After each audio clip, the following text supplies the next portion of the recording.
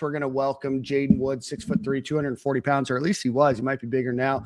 Flipped to the Gators from Penn State not long before National Signing Day. 4-star, top 10 national edge prospect, in a fan favorite. I know a lot of people are excited to welcome Jayden Woods to the program and see how he can make an impact. Jayden, man, it's a pleasure to have you on. Yes, sir. Yes, sir. Good to see you guys. Good to see you. Sorry to keep you waiting for a little bit. But when you have an Olympic gold medalist, sometimes you just run a little bit longer. Jayden, everybody is super excited about you. Anytime you can pull a prospect that's committed to Penn State on the defensive line, the fans go nuts, right? So talk to us a little bit about that and your ultimate flip to University of Florida. Yes, sir. Yes, sir. The biggest thing for me was, of course, I think the people, first and foremost, Coach Peterson being the main one, but everybody in the building, Coach Napier, just everybody, the whole strength staff, just the whole support staff, everybody. Second biggest thing for me was the scheme. Going into like my decision, thinking about like the scheme and stuff, I was thinking, what's best for Jayden Woods, and, me as a player personally. You can see Penn State's track record, of course, is great and all that, but I think for me personally, myself as a player, I see myself flourishing here better at Florida. So those are the two biggest things for me, flipping to come here. So being from Kansas, distance, not really a factor. Obviously, we're going to go to Penn State. Penn State is a little bit closer. Yes, sir. Yeah, it's going to be pretty far either way. Graham's too old, so I'm guessing you didn't play against Graham at all. But what is it like growing up playing in Kansas? We get a lot of kids from South Florida, Texas, Georgia down here. Not too many from the state of Kansas down here in Gainesville. Sorry, I think I lost you. I can't hear you. He was asking about, do you hear me? Do you hear me? While we trying to figure out technical difficulties, y'all smash the like button, subscribe, retweet us on Twitter. All of that, man, don't cost nothing to show love. We appreciate everybody for pulling up and hanging out with us, man. Stadium and Gale podcast. Do you hear us, Jayden? Refresh. So I can't. Hold on. I can't hear for some reason. I can't hear. All right. Yeah, rejoin, and then we'll get Jayden back on in a second. You hear us now? Can you hear us? You might need to click out of it and then click back in, see if that doesn't work. Hey, bro, you got millennials teaching Gen Z how to do technology, bro. That's crazy. Usually Gen Z is my tech support around here, man. Can you hear us or not yet? No. While we wait for him, any of you guys been to Kansas? Either one of you guys? I don't foresee a reason to ever go. Great barbecue, incredible barbecue. Yeah, right outside Kansas City. Kansas City is in Missouri and Kansas, so you can live in Kansas City, Missouri. But great barbecue. Some of the best barbecue that I've ever had. Oklahoma Joe's, Jack Stack, a couple other big ones over there. But vegan options? No. I don't think that they do a lot of vegan in Kansas. The entire Midwest for the most part. All right, let's see. Jane, you got us? Yes, sir. I got you guys. All right. Nick was asking you. We were actually on a discussion about Kansas barbecue while you were gone. But what was it like growing up in Kansas and playing football in Kansas? Oh yeah, I'm a firm believer. Kansas has the best barbecue, hands down, definitely. Yeah. I'm going home this weekend. That's probably the first place I'm going to go. Is to my barbecue. Where are you going? Spot. It's called Gates Barbecue. Oh, love Gates. My grandma loves that place too. That's my spot. I do, yeah. Down south though, it's pretty solid down south there too. But I think Kansas, KC, you can't really beat it. No. Do we need to shield you from anybody? Because I know people in North Carolina will defend their mustard-based barbecue. I've never heard of North Carolina. I've only really heard of Texas and Tennessee. In Memphis, now Texas has brisket. Yeah. I'll give that to them. Yeah, their brisket is pretty good. You guys are more pork. It seemed like in Kansas, a little bit more pork options than really. Yeah, it's really just preference. Most people prefer a lot of different things. I'm more of a burnt ends guy. That's my favorite thing. So I mean, really, you can't go wrong with any kind of meat in Kansas City. Have you? We don't need. I probably know the answer, so don't name any names. Maybe rule out any potential NIL deals. But how does the Gainesville barbecue compare? I haven't tried it. No, I've heard of Sonny's. I've been meaning to try that. But Okay, you got otherwise, Shannon Snell. Yeah. Shannon Snell on the burner, on the smoker. He'll take care of y'all. Yes, sir. I need What's to the get to shoot, who was it? Coach Chapman, I think, said that he gets a D line, the old heads, some Gator greats, that he does a D line dinner at some point, a cookout. Really? That you'll get invited to. He brings back some Gator legends, and they smoke some ribs and they do some stuff. I was trying to get an invite, not a D lineman though. I was told no. No. Was there any culture shock when you get down to Florida, weather-wise, just people-wise, anything like that? It's a different planet down here a little bit. Yeah, a little bit. Definitely the driving for sure. That's a little different. The people on the road, it's a little more hectic, I feel like, out here. Otherwise, I'd say the humidity is a little bit different, but it gets pretty hot in Kansas too. It was reaching 105 last year in the like late summer.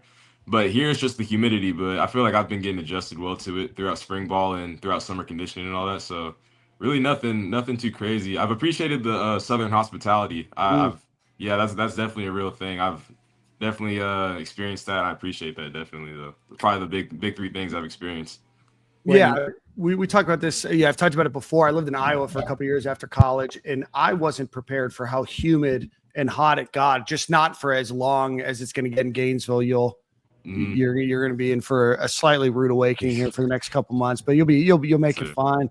What was the adjustment? We're still preheating summer. Summer's still preheating. Yes, sir. Yeah, that's what I've been hearing. Been hearing. No, you have no idea, bro. It's about to get real wicked, man. That's all I've been hearing. I go through it as a fan, just walking to the stadium, and y'all got to play in it, bro. So I already know what time it is, man. Florida is uninhabitable without air conditioning. That's why it was invented here, Nick. Fact. Yeah. Jane, what was the so outside of a little culture shock, getting used to our driving here, the adjustment to the game when you came down here? It seems like you fit in pretty well pretty early on, but what's that adjustment been like for you? Yes, sir. It's been really good. The biggest focus for me, especially in spring ball, was just the playbook. I knew if I could get the playbook down and understand what we're doing as a defense, it'd be easier to understand what the offense is doing. And simply, especially Coach Peterson, he's been helping me a ton with that, and Coach Reese as well. But just, you focus on your key. You don't try and look at everything the offense is doing. That's when your eyes start getting bad and all that. Focus on your key. Run through your pre-snap assignments and all that, and the game moves much slower when you do that. I've been covering Florida since 2013. Now with Florida Victorious, I get to stay a little bit longer than those 15-minute Indy. They had you. It looked like, from my standpoint, trying to get you as ready as possible. You were taking a lot of snaps. Yes, sir. D-line running around. I see 15 everywhere. Yes, sir. J Mike was giving me crap because I told him when we did our first interview, I was like, hey, this isn't California. It's going to be hot. And then that first week of spring, it was beautiful. And he was telling me, like, yo, Nick, I thought you said it was going to be hot. And then towards the middle of spring, what was it like for you? Just obviously the speed of the game is different. The offensive linemen are different. Yeah. The coaches are probably louder. But you were being asked to do a lot. How did you handle that? Like you said, you had to get used to the playbook, but yes, sir. Knowing it and then being able to do it once you get on the grass, how was that for you? Yes, sir. I just took it all as a privilege for sure. I know I worked hard for it, but it's still a privilege, definitely. So, taking all the reps and taking all that is definitely just a blessing. So, going through all that, the summer we started practicing in the stadium. That's when those hot days were coming. 12 o'clock on Saturday. Oh yeah, I know exactly what J Mike was talking about. That first week was beautiful though. I remember that. Well, he wasn't talking to me. I started chirping once I felt hot on the sideline. That's when I was like, where'd he go? All right, he had me the first week, but Mother Nature took care of me. Oh yeah. What's your room like? Your room is, I would say, I would put a bet down, a wager that you have the loudest position room. Yes, sir. On the team with guys like Gums and Sapp. Yes, sir. What's it like being around those guys? Oh yeah, it's amazing. I love film sessions, all that. I'm more so the guy that doesn't talk too much, so I just observe all of it. It's just those are great guys to be around. I'm excited to be around them for a full season for sure. What was your favorite move in high school, like pass rushing move, and have you learned any new ones that you're looking forward to trying this fall? Yeah, I'd say my favorite in high school, probably pretty simple, honestly. Just a speed chop or a ghost or stab club. Those are my go-tos. But now obviously I'm playing bigger guys, so for me it's really been my speed. Whether it's a speed rush, convert speed to power, speed, sell speed, go inside. Just working cross chop has been my favorite to be working now coming into the summer. So just mix it. I mean, kind of just finding. I'm trying to just experience with everything, really experiment with everything. Kind of see what sticks best to me with playing with the SEC tackles. Who's on the team right now? The older guys out of the older bunch. Who are you impressed by, and who's like kind of mentoring you and bringing you along? Oh yeah, definitely Gums for sure. In my room, Miles Graham. After workouts, we always get some extra corrective work in. Whether it's hips, abs, stuff like that. So Miles was my host as well too, on my OV. I'd say them. Sap definitely. He's a good mentor as well. Those probably my big three right now for being mentors to me. What are your expectations for yourself going into your freshman season? Yes, sir. My biggest ones, I mean, of course, just to get on the field in any way I can. Special teams, defense, anyway. I really just want to contribute in any way I can. Honestly, I don't have any like set number goals, anything like that. I just want to, maximize my opportunities. Work as hard as I can in the summer, and then whatever happens in the season happens. Yeah, but I know you're a humble kid. I know that you are going to give the PC answer for me here. But is it going to be that first sack, that first strip fumble? What's that thing that you're most looking forward to then for yourself? Oh yeah, sack in the swamp for sure. That's probably the biggest thing I'm looking forward to. You got like a move, or you just kind of guy just runs back to the huddle? You no. What's the celly? Oh man, the Celly in high school, I was we were the Land Sharks, but that's an Ole Miss thing. Oh, so I can't do that. I don't know. I still got to be in Coach Reese. We've been talking about that, so I still got to maybe out. throw the Land Shark in Oxford on the road sack. Stir something up, yeah. Listen, don't let me get you penalized. I don't need Billy calling me for putting stuff in your. Nobody's going to be allowed to come on our show because Nick's antagonizing the opposing fan base. Yes, sir. I got you on Himothy watch, man. Like there's every year the freshmen come in, it's just guys that can contribute early. You're one of those guys. I think Billy do a good job of bringing mature guys in. You speak very well. You work out in a very serious manner. Are you one of those guys that love the weight room, or is it? Oh yeah, yeah. Yes, sir. Yeah, that was all we did. That's all we did in high school was work out. Especially it wasn't just ego lifting either. It was good competition. We got our form down and all that. So. Yeah, it's a big shout out to my high school coaches too, because they made the weight room fun for us. That's why I love it now. I'm gonna report back 7 a.m. Are you in the 7 or the 9 lifting group? 9 a.m. I'm gonna be there. Tyler Miles gave me the invite. I'll be there Friday at squat 7 day. and at 9. Oh, squat day. We need to see Nick on the squat rack. He said heavy singles Friday. Oh, yeah. Heavy singles, yes, sir. So I'll be there. And Tyler Miles does not let you cheat on a squat rep. No, sir. Dropping that hole. Yes, sir. Yeah. I wanted to ask you about your number. You wore 5 in high school? Yes, sir. 5. And your guy Miles not letting you have that on the defense. How do you switch from 5 to 15? Was there any thought process to that? Did they just throw it in your locker? I know we asked Graham, and Graham said they just threw it in my locker. I'm like, they need to stop giving Tim Tebow's number to quarterbacks. Yeah. Yes, sir. Yeah. No, I didn't ask Miles personally. I don't really have an emotional attachment to 5. I wore it all throughout high school.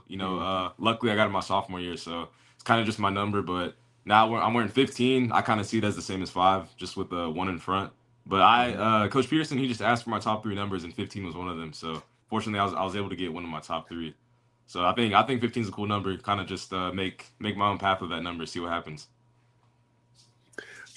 I mean, there is a path with the number 15 at UF. Definitely on the offensive side. Different side of the ball. That's like on the defensive side of the ball. Shout out to Lucius Purifoy. Who I know we kind of talked about who's taking you under your wing and everything else, but from a freshman, your class, who have you gotten closest to? Oh yeah, definitely my guy Jayden Wiggins. He's my roommate. Yeah, we're always weekends we always go get something to eat.